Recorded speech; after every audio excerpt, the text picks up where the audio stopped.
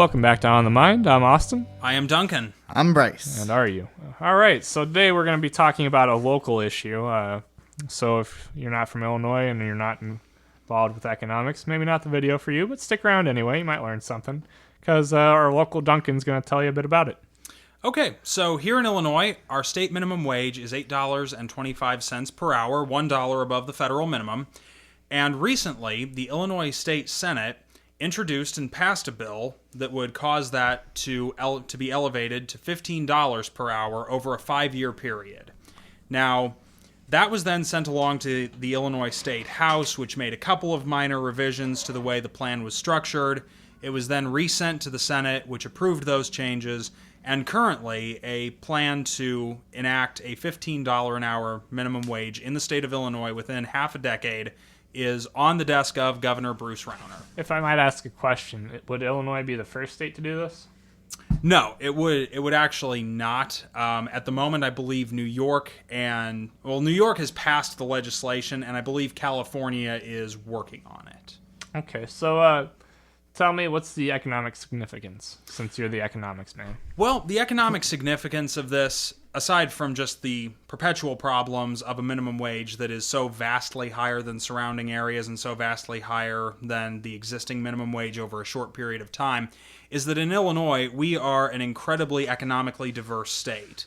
We have the Chicago area in the north, the St. Louis area in the south, and what is between is a mixture of extremely rural, small to medium-sized urban and suburban areas, most of which are not economically equipped to support this kind of a wage. I'll also throw in that Chicago, already having unemployment rates that are above the national average, is also not in as good a position as some other major urban hubs to support this kind of a policy. All right, so Bryce, why is he wrong? He is wrong because in the 78 years that the United States of America has had a federal minimum wage, each time there has been an increase of any kind. There has not been a direct correlation between the raise in minimum wage and unemployment rates. There have been a couple instances where there were drops in employment rate. There are 3 instances. One, there is already a drop in employment rates at the time that was happening, and it just kind of continued. It did eventually, as all times these things happen. The rates stopped going up, and then unemployment rates finally went down. Just that's how it works. The other 2 times, that can be better explained by just regular fluctuations in the business cycle. And if I may rebut, yes. Bryce is currently citing a recent paper that was published by the National Employment and Labor Policy Board, a left-leaning think tank. Now, that paper had substantial methodological flaws built into it. One, it looked only at discrete employment levels. It did not look at rate changes relative to growth in the instances where minimum wage was employed. Secondly, it assumed a priori that the business cycle better explained the decreases during recessions, but did not sufficiently explain the prevailing trends during non-recessive periods. Again, since it never looked at growth rates, it was okay with getting away with that. However, if it would have looked at that, as a paper published by Jonathan Meir and Jeremy West in 2013 on behalf of the National Economic Board of Research, clearly showed, they would have actually found that over a 3-year period, which I'll also point out that the paper Bryce is citing used a 1-year period, which is not economically standard in this kind of research, they would have found that it did have a significant downward impact on growth rates and a significant downward impact on the overall rate of growth, regardless of whether they were in a recessive or growth-spurring period. So this paper not only had all of these methodological flaws, but then came to the conclusion evaluating only extremely minor raises in the federal minimum wage, which it failed to establish did anything but continued predominant trends in the economy, which any economist will tell you that unless the pressure exerted by a change in economics is sufficient to overcome all other currently acting economic factors, it will not reverse trends such that discrete economic factors, such as the rate of unemployment at any one particular moment, will be ultimately reversed. Now, if we actually look at the better methodological papers on this, what you will find is that there is a very substantive impact over about a 3-year period is the standard period for measuring this. Bryce, he had your number here. Yeah. He knew exactly what you're going to just quote. one tiny last thing. When they wrote the conclusion of this paper, they concluded, based on the data that Bryce has cited, and again, I think it was methodologically flawed, they concluded that a $15 an hour minimum wage was justified based on evaluation of extremely low minimum wage increases, which at very, very few points along the 22 increase history of the United States federal minimum wage actually increased the real minimum wage relative to inflation. The real minimum wage was at its highest in, I want to say, the early 1970s at around $10.70 an hour. A $15 an hour minimum wage, which the paper felt was justified without explaining why in economic terms, would be nearly 50% higher. The data available simply didn't support their conclusion. All right, so we're going to go back a little ways while I let Bryce think about this for a minute. Well, I mean, I'm ready to continue. I just wanted to point out my thought on this. Okay. As Duncan pointed out, Chicago, maybe not equipped for it, but that and the St. Louis areas, they're the only two areas in the state that I can think of that could even begin to support this. Correct. What you're seeing here is something that's going to swamp small businesses, for one, which is actually it's trying to help.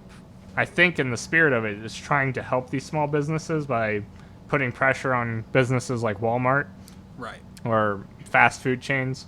However, it's just going to hurt them too much, and Walmart and fast food chains can adapt. And as you and I were discussing the other evening when we were talking about this, the capital requirements go up because, and I should have mentioned this when I was discussing the bill originally, there is a 75-cent per labor hour tax credit built into this. However, that does not go up with the incremental increase in the minimum wage year to year. Right, but it covers the first year up to a point. It does cover the first year. It caps at 25%, right? I believe so, yes. Okay. So the problem that you have with this then is that while these small businesses will be able to take advantage of a tax credit at the end of the fiscal year, the problem that they're going to run into is the increased demands of capital during the entire operational year. Now, larger businesses are much better equipped to handle that because they tend to have larger cash reserves, whereas smaller businesses, even if they're not necessarily losing money on this deal, are going to find it much harder to keep an operational cash reserve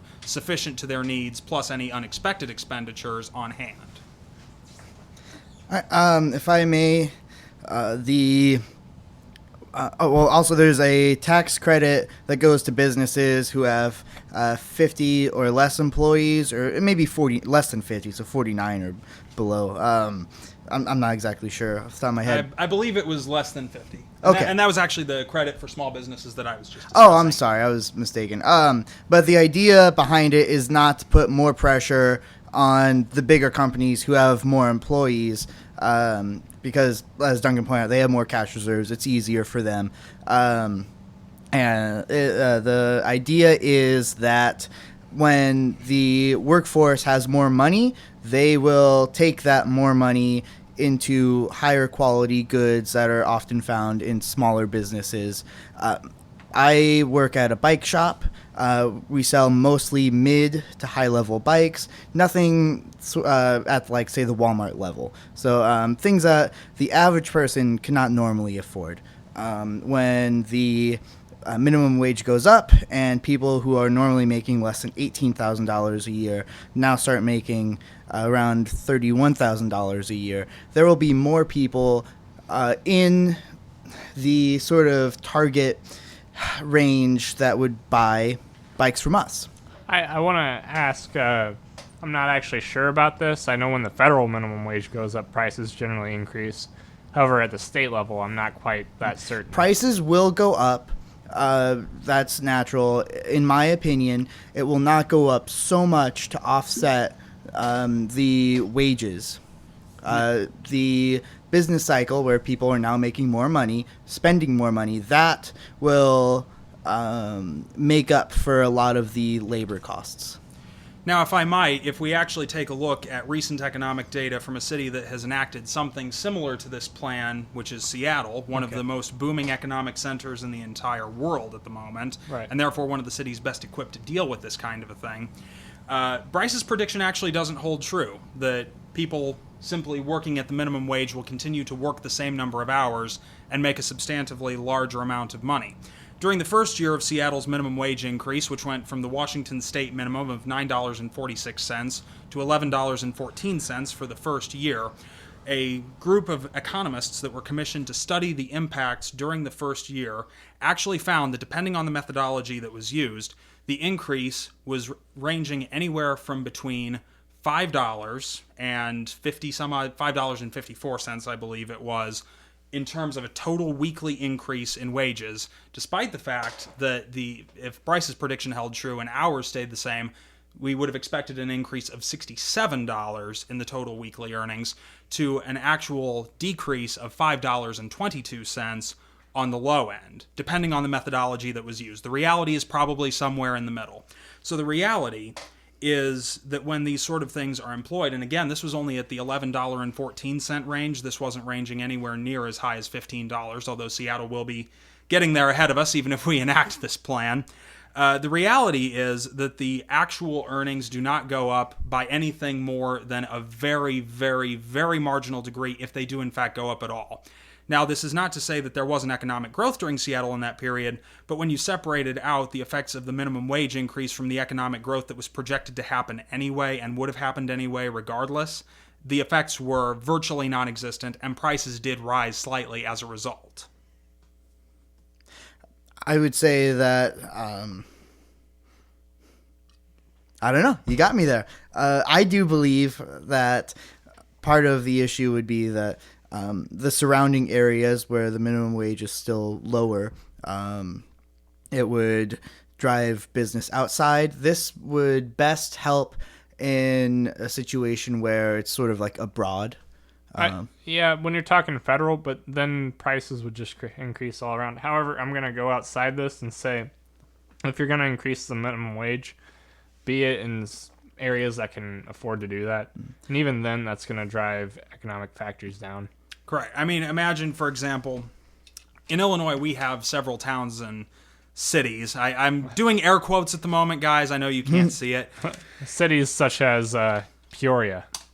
Well, I mean, Peoria is a real city, but I mean, we have places where the population is 200 people, 300 people, 400 people. Easy.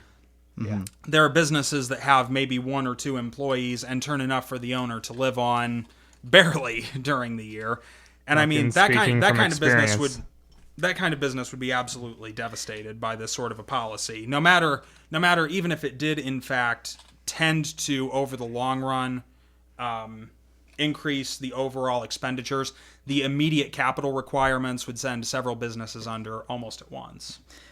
What I really believe, I mean, it's my sort of duty in this episode to defend this increase, but what I really believe is, one, that the increase over 5 years is still not quite enough time. I would say 8 to 10 years myself. That's fair, I'll say. I would say if you were going to do this at all, I would have to say that a 25-year period would be the absolute minimum. Right. I said fair, to be fair. I am unfair. I think we're unsure what fair means. I'm saying is it allow the market to adjust. Yes. It gives the market a better chance than as opposed to 5 years. But my other thing is, I personally believe, for those of you who do not know, there is an independent living wage calculator. It has taken all of the counties in the United States and estimated how much somebody working 40 hours a week would need to make in order to live in that county and save up, I think it was $200 or $300 a month. That living wage calculator said that our county of Peoria, somebody would have to make, I think it was $11.80-something an hour. What I personally would like to see is that a business would have to pay their employees what an independent source says is a living wage. Something that uses science. It's hard to define independent anymore, especially when everything's so partisan as it is right now. Something that uses real scientific research to come up with educated. Well, what I'm saying is examples. partisan members are very good at being spin doctors. It's easy for them to take data and spin it one way or the other.